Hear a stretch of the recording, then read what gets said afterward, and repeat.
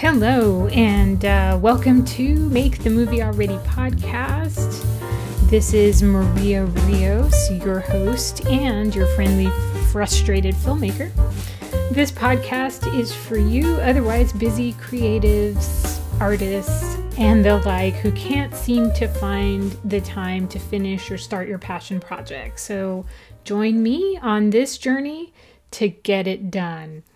Welcome again to episode 5 of the Make the Movie Already podcast. I'm excited to be here. And today we're going to talk about creativity saboteurs. What are they and how to deal with them? And before we get started, I thought it would be useful to delve more deeply into the creativity saboteur concept, since we just kind of broached the topic really in episode 4. I think they deserve a lot more attention than they got, simply because they're so important. These are usually the barriers that keep us from doing things. And I'd actually like to start that conversation by using myself as the case study. One more thing.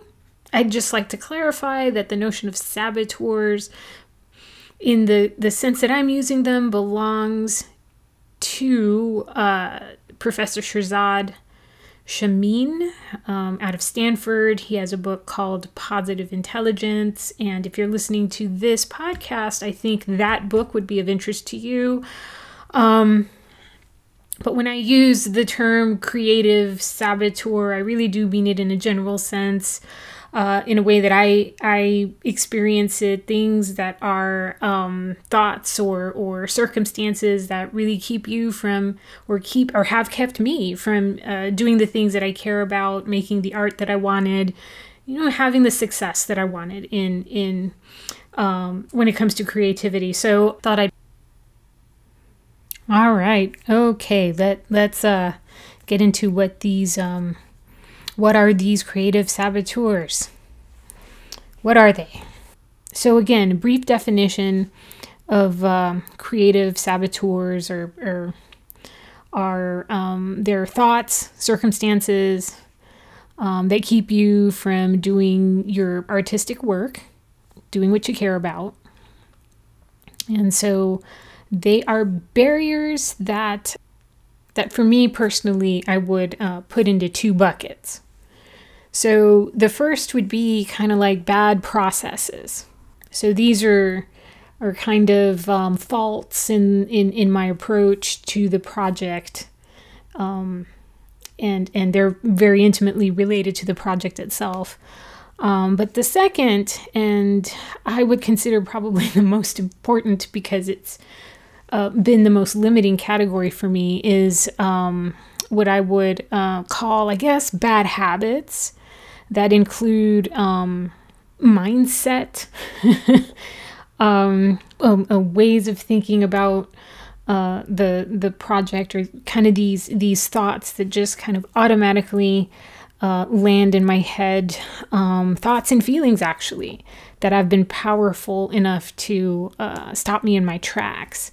And so I'll start with number 2, these bad habits related to mindset and, kind of feelings and, that really disincentivize me from doing the work that I love. And I think these are common to most people, actually.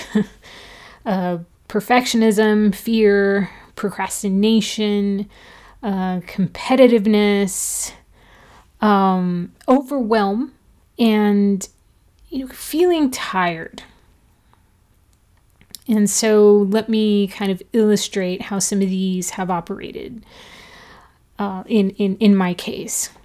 So I like tired because I actually say that a lot.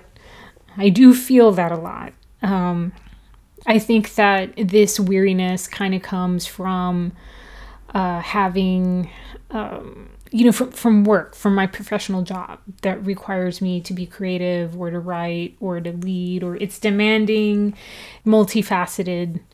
And so I tend to feel really tired after work. I'm introverted and I'm in communication, so I think that might actually have something, some bearing there. I feel kind of pretty wiped out brain-wise after hours, and so usually that's when I'm trying to learn production skills or screencraft, or I kind of have to dig a little deeper to be able to retain the information that I learn. It's hard, it's distracting, but it isn't the worst of it. It just kind of slows you down, and that can get really frustrating. So when you want to be creative and be able to take advantage of all the good ideas that come to you and be able to solve all the problems that you may have when you're, not all of them, but some of them, troubleshoot your technical issues, for example, or not forget anything when you're on a shoot. I've done that. Or not feel stress, like the stress or as much stress. So when you're already going in tired, then for me, if I'm going into a shoot that I've set up, the anxiety just goes through the roof, because I'm already starting to worry, okay, I'm not feeling my best. I have all of this to coordinate. I have to make sure that I don't lose any of my equipment. I'm usually by myself when I'm trying to shoot. And for somebody who's as new as me, that can get really complicated. It's stressful. It is stressful. So it just is what it is. You're going to have to work through that or problem solve in a larger sense. Maybe try and set up your schedule to when you're doing your creative work, you're either a little bit more rested, or you're doing it at a time that works better for you. Perfectionism is another one. I didn't really understand how limiting that could be until I actually started this podcast. This podcast for me is a testing ground to be able to stamp out some of these bad habits, the fear, the perfectionism, the procrastination. I think it's really putting myself out there, to put all my vulnerabilities out there. It's kind of, if I think about it too hard, my worst nightmare. Because this is obviously an imperfect project. I have to kind of get it done first and then just keep improving it as I go along. But I'm out in the world. Nobody's listening right now. But eventually maybe somebody will. Maybe, I don't know, somebody will. And that'll be the end of that. But I'm in, very much the public online space with this. And just the thought of that, like the thought of challenging myself to put something like this out there before it was fully thought through and kind of perfected in advance. Oh my gosh.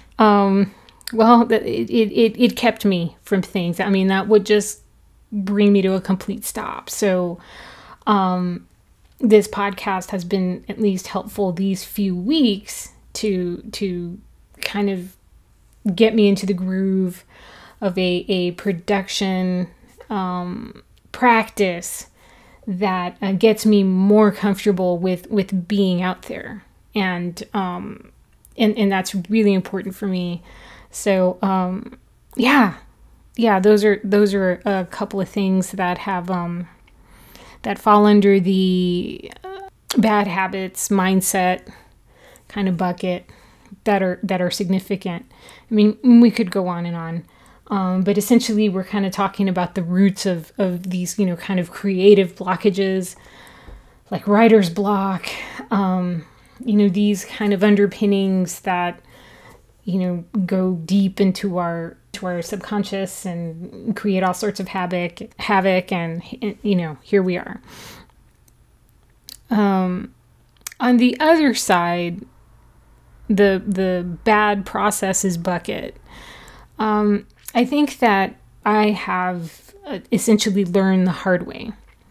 I've taken the wrong approach to at least be expeditious in my filmic storytelling. And sometimes that can't be helped.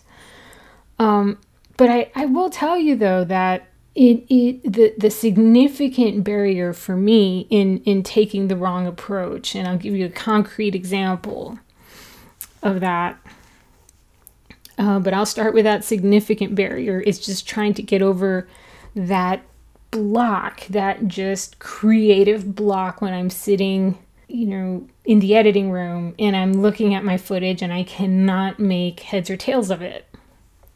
And I'm sitting for hours and I'm moving things around and then I'm not, because there's some sort of editing technique or shortcut or something that I don't quite understand how to do. Then the rabbit trail to YouTube University to figure out how to name what I don't know. And then having a short amount of time to really be able to spend on that, and leaving essentially the project or that part of the project unfinished, and then also leaving it with a sense of frustration. That's been huge for me. Just it's sometimes the learning is not fun. It just really isn't. And add on that you're not feeling your best, and you have a lot to learn, and maybe you don't know the real source of your process issue, what's really kind of problematic for you. And when you haven't gotten there yet, boy, it just feels awful. One thing I have figured out, I haven't really spent enough time understanding how to direct a documentary or understanding how to put a nonfiction story together in a filmic way. I keep saying this over and over, but for me, it eventually became very clear that I didn't spend enough time researching, asking the right questions, gathering enough information, testing the feasibility of the project itself and the subject. I just haven't done the work, so I can take as much footage as I want to take, and I can have these ideas, as many as I want to have. But I haven't really been able to visualize the beginning, middle, and end of this. Like, I just haven't spent enough time there, and I haven't thought in terms of storyboard or sequences or anything like this. I haven't asked myself the right questions. Like, I have it's not like I haven't at all spent any time in story development, but just not enough for it to really make a meaningful difference in the articulation of the project that's in my head. All right, so I'll stop there before I go too far into the weeds and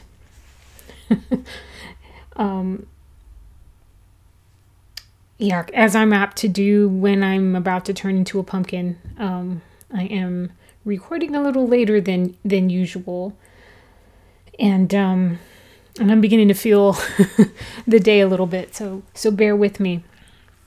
So there you have it, some examples of some creative saboteurs. My two buckets are the bad process saboteurs, which are taking the wrong approach to your project, and that's time and experience and education will help you there.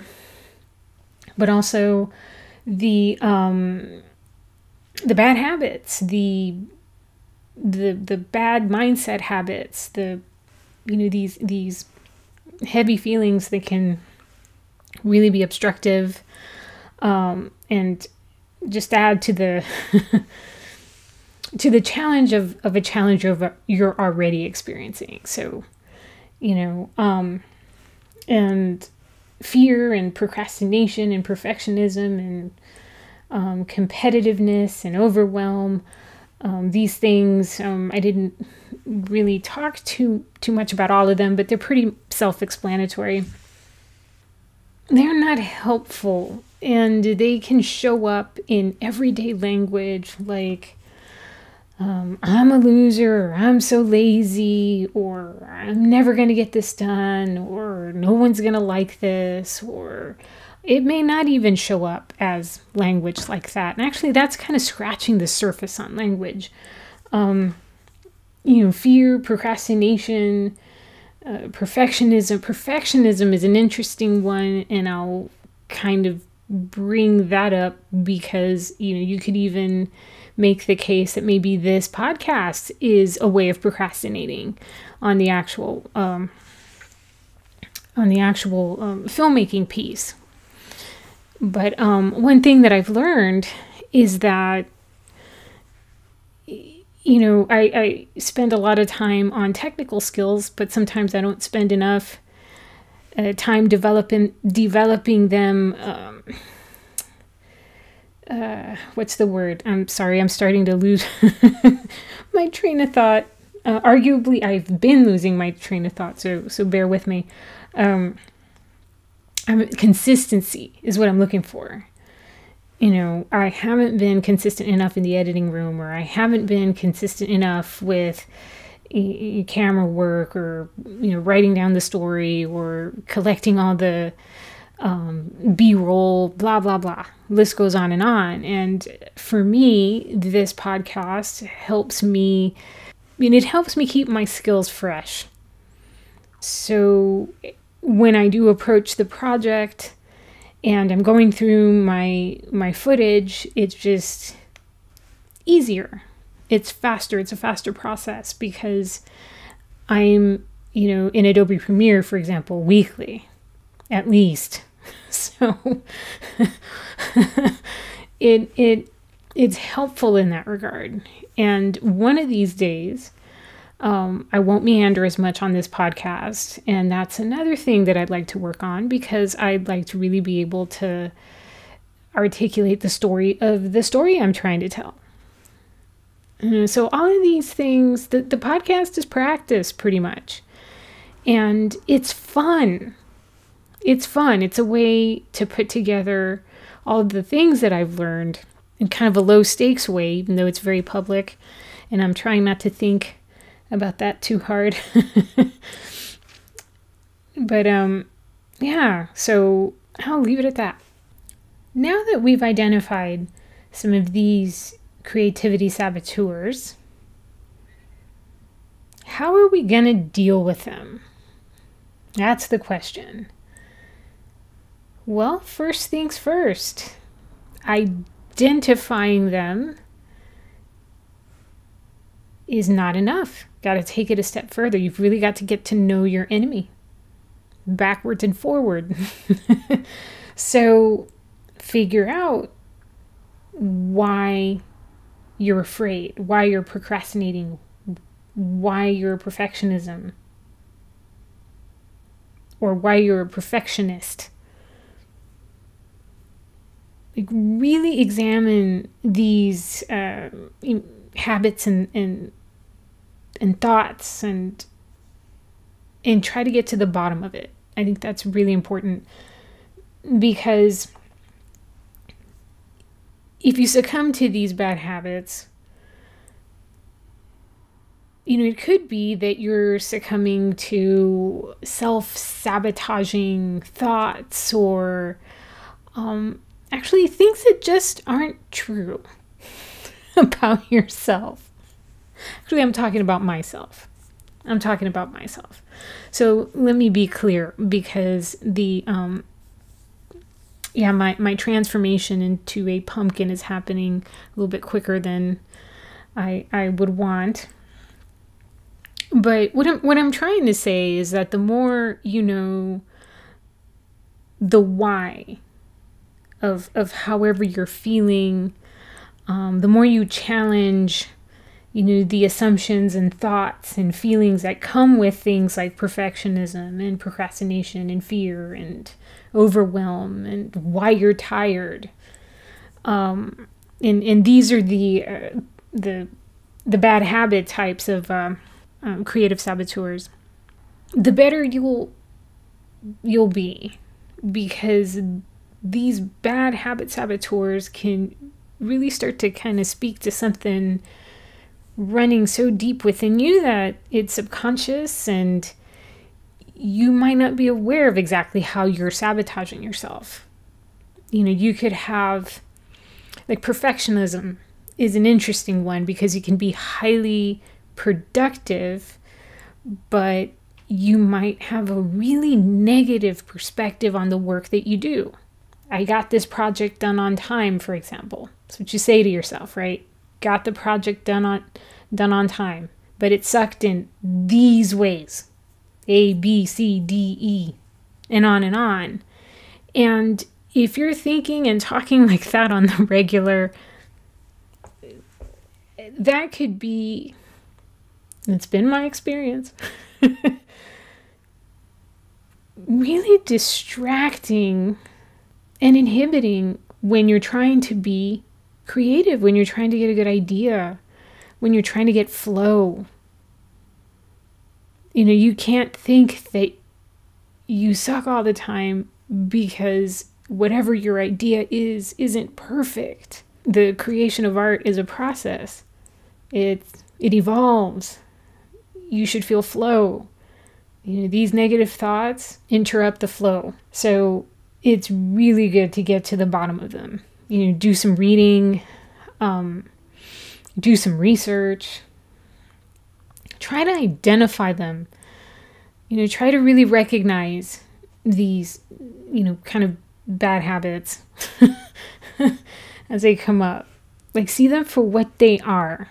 Just really challenge them. This will take time, but I in my experience, had I not challenged or questioned how perfectionism was operating in my creative life, or how overwhelm was operating in my creative life, for me, I noticed that some of these things were patterns that kept sabotaging me over time.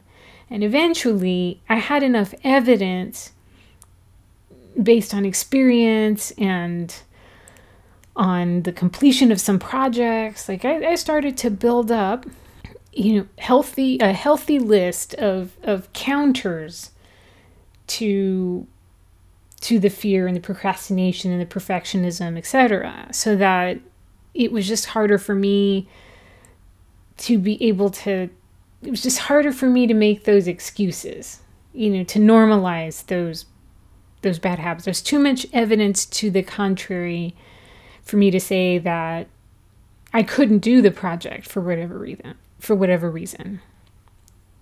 Hopefully that makes sense. But yeah, so, bottom line, examine those bad habits, get to the bottom of them, get to know them, find ways to stamp them out, do the research, just keep at it. This will probably take maybe all of your life to do. Maybe this is something that you'll need to practice, and it'll never exactly be perfect. But whatever gains you make there will give you some breathing room, and will kind of release, little bits of the frustration that keep you stymied. So that's one way to deal with these saboteurs. For me, on the practical side of things, understanding where I've gone wrong in process, understanding kind of the gaps in my experience, and not beating myself up for not knowing more at any given time. I have to understand that I'm still learning how to do things, and that's okay, and that I shouldn't beat myself up. If you beat yourself up, leads to a whole bunch of negative thoughts. You may not think clearly enough to really see the right way forward. I mentioned earlier in the podcast that story development and direction in documentary were things that were missing for me. I just didn't quite, know what I needed until I figured out what I needed by, taking the documentary specific courses or, doing outside reading. Most of my education has been done, with a emphasis on narrative filmmaking, which for me that's not my goal. But yeah, I learned everything that I needed to learn to be able to get something on film. But I really needed to spend more time understanding story and just doing more of the work there. And so that's where I'm going with this.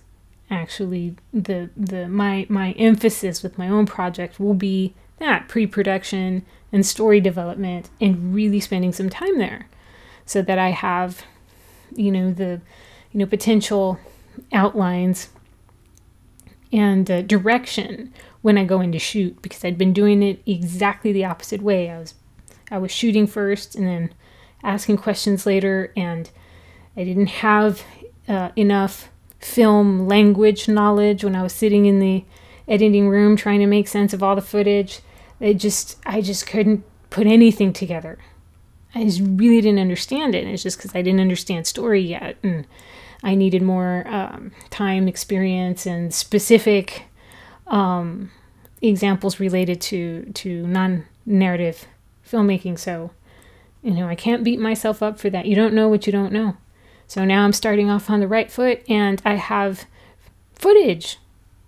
I'm not starting from exactly zero. So that's a good thing. So I've outlined a couple of ways to kind of deal with creativity saboteurs. I'm sure there's more ways, but for now, I'll leave it at that, since they speak to some of the problems that I've had particularly. Yeah, I think this has been good to talk about. And for me, I just feel like I'm getting some ideas here as we speak, and I'm looking forward to writing them down. These are ideas related to the film project. So I'm excited. And with that, we'll go ahead and close. It's kind of been a long weekend, and this is a great way to close it, but I've officially turned into a pumpkin now. So, before, yes. So, what was I going to say? So, thank you for listening. I'm looking forward to episode 6, where we talk more filmmaking and more productivity. I do actually have my socials up. I'm at Make the Movie Already on Facebook, LinkedIn, and Instagram. Yeah, I'm quite proud of that. Took me a bit, but I'm there. So I look forward to engaging with you on socials soon. But until then, have a great rest of your week. Stay productive, stay creative. Take care, and we'll see you next time. Bye-bye.